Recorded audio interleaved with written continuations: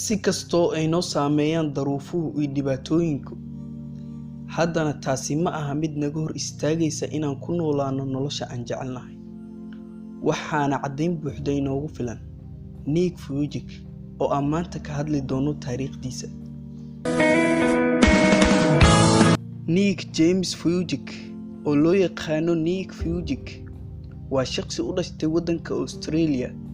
Wuxuu dhashay 4 Diseembar 1982 wuxuuna la dhashay cudur naadir ah oo loo yaqaano tetraamelia syndrome oo ilmaha ku sababa inay dhashaan gacmo iyo lugo la'aan. Markii hooyadiis loo sheegay in wiilkeedu uu dhashay lugo iyo gacmo la'aan, aad ayay u ganaxday oo xitaa way diiday inay qabato, inkastoo markii dambe ay ku qanacday.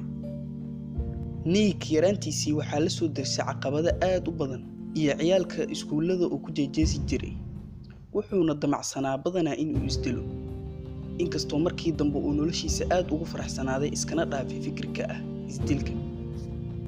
Nick James Vujicic waxa uu leeyahay 2 cagood oo uu isticmaalo in uu kombiyuutarka ku garaaco, in uu buugaagta baalishiisa ku gediyo iyo waxyaabo kale.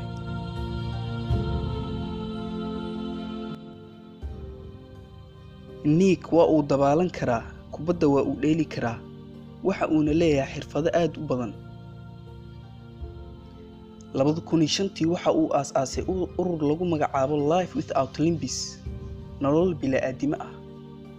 2006 waxa uu guursaday MC Kenny, waxa uuna dhahay muhiimaddu ma ahan qaabka aan u aalo iyo qaabka jirkayga, balse waxa aan qaban karo iyo qofka aan ahay. Nick maanta waa dhiirigeliyay, waxaana cajiib ah in uu dhiirigeliyo dad badan oo lixaadkooda qaba, halka isaga oo aan lixaadkiisa qabin uu ku faraxsan yahay noloshiisa.